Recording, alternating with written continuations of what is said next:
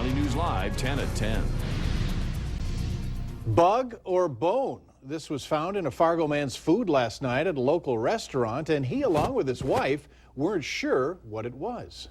Good evening, everyone, and thanks for joining us tonight. Since that picture was posted on our Facebook page last night, it's been shared almost 1,000 times and seen by many more. But besides guesses, no one was able to say exactly what it is in the photo. Valley News Team's Cornelius Hocker has answers from an expert and the restaurant owner. A post on the Valley News Live Facebook page has blown up.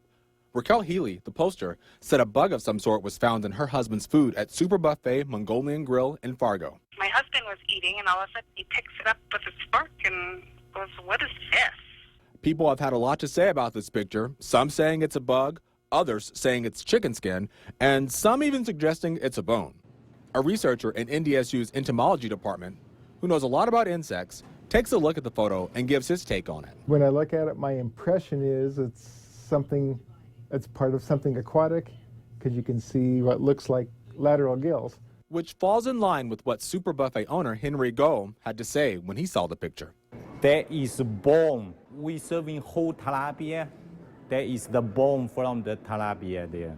Go showed me the tilapia and said sometimes things can get mixed up while being cooked. However, Healy is still disappointed it ended up in her husband's food. Either way, it still shouldn't have been in his food because it should have been prepared and not taken care of before they started preparing the next food.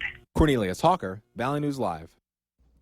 Dr. Gosk at NDSU says if this happens to you, you might consider keeping whatever you found in case you want to identify it later. And what's your take? Many people are commenting on our Facebook page, and we want to hear what you think. Just head to our page and look for this story. And while you're there, remember to like us. You'll be able to follow the latest news, weather, and breaking news updates anytime on your feed.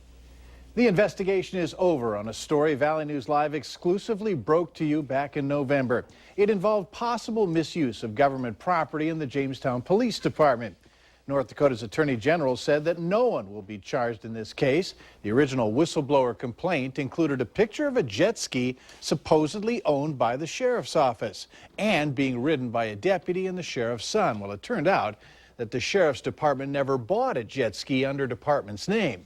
Since the BCI couldn't conclude who sent the packet of allegations to us and the report couldn't find any witnesses, no one will be charged. However, Internal Affairs at the Jamestown Police Department is now investigating the false claims of misuse of government property sent to Valley News Live. Smokers increasingly use e-cigarettes for many reasons, including attempts to quit smoking and to use nicotine where it's prohibited. According to a study released this week by the Lancet Respiratory Medicine Journal, people who use e-cigarettes to quit smoking are less likely to quit than people who don't use them. The key difference between conventional and e-cigarettes is that e-cigarettes don't contain tobacco. However, both do contain nicotine, a highly addictive chemical. The study says e-cigs are just another way tobacco companies try to hook new customers. Big tobacco companies and electronic cigarettes are two separate companies. There is nothing tobacco related with electronic cigarettes except for just classifications by people classifying them together. Otherwise, Big Tobacco is actually a company that's taking a pretty drastic hit due to the increase of electronic cigarettes. If you want more information about the use of e-cigs, head to valleynewslive.com and click on this story. The price of college continues to be a hot topic. North Dakota lawmakers and the State Board of Higher Education met at NDSU to discuss college affordability. Many agree that North Dakota colleges are affordable compared to others in the region. The groups discussed grants for students, if students can get more aid, and how crucial it is for students to take the correct number of credits in order to graduate in a timely manner.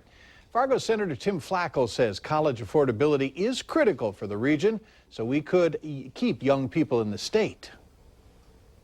And it's really important whether it's a deal, loan program that you can get down to like 1.6 consolidated loans or the various scholarships that we have available. And I think that's really important in terms of bundling things up so that students who wish to go on can go on. According to a state report, the cost of higher ed in North Dakota is about $1,000 less than the national average cost of $28,000. Minnesota Lieutenant Governor Tina Smith is making it clear to legislators that Moorhead needs an underpass. An underpass at Main and 21st Street is again a priority in the governor's bonding proposal, and Smith is emphasizing the importance of getting it done. Moorhead City Manager Mike Redlinger joined Smith today, saying from a city standpoint, that project is pretty much ready to go. But he says a downtown underpass at 11th Street is also a high priority for the city and the Minnesota Department of Transportation, too.